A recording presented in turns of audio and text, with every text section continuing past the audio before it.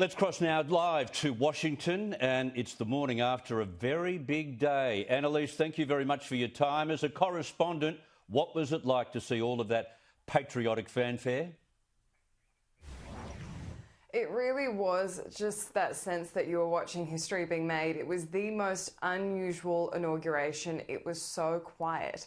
And normally that's the time when there's thousands of people gathering, and it's such a part of the US history that they pick their leader, a democratically elected leader, and that's the moment they watch them being sworn into office. And it just didn't happen. It was quiet along the mall. They really didn't even set up any speakers. So most of us were left watching it on our own live streams. And the sense of just the security there was overwhelming. You had tens of thousands of National Guard on top of that security, from local police, from Secret Service, and the whole city was locked down. It was just, I think, an inauguration like we'll never see again. They're talking about the fact that Bill Clinton may have nodded off to sleep without the cameras watching him. And Bernie Sanders obviously didn't get the email about a dress code, Annelise.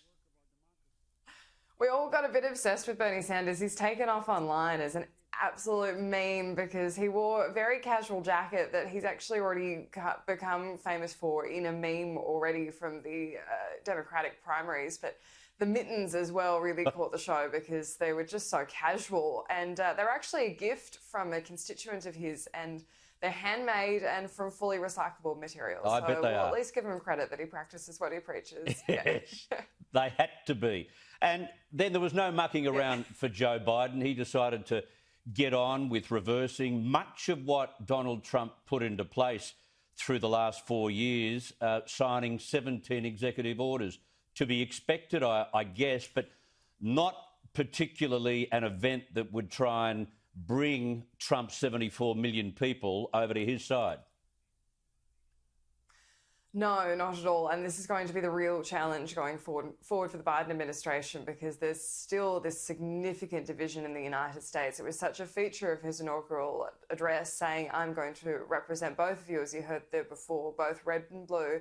And this is about being Americans. But he's moving forward on some quite divisive topics, climate change being one of them. And that's going to be a battle that the US is fighting on the international stage, but also is going to be quite contentious domestically if it means anything increasing cost of living, because right now the US economy is in quite dire straits and people are really struggling. And there's still the stimulus that needs to be passed. They have the numbers now. It looks like it will happen quickly and could be much bigger than the check that was promised before, but there's going to be plenty of work done on that front. And also the COVID-19 pandemic. This week, 400,000 people, that number just passed over, that they've passed away from COVID-19. It's going to take more than a mask mandate in federal buildings to get that under control. And clearly a change of culture within the White House, because he gathered together his 1,000 staff. He did it virtually. He couldn't gather them together in person. This is part of what he had to say. If you're ever working with me and I hear you treat another colleague with disrespect, talk down to someone, I promise you I will fire you on the spot. On the spot. No ifs, ands, or buts. Everybody is entitled to be treated with decency and dignity. That's been missing in a big way. Last thing I'll say, I'm going to make mistakes. I'm going to make mistakes. When I make them, I'll acknowledge them. And I'll tell you, I'll need your help to help me correct them. We're not going to walk away. We're going to take responsibility. They were both rather stunning comments. Did that occur to you when you were watching that?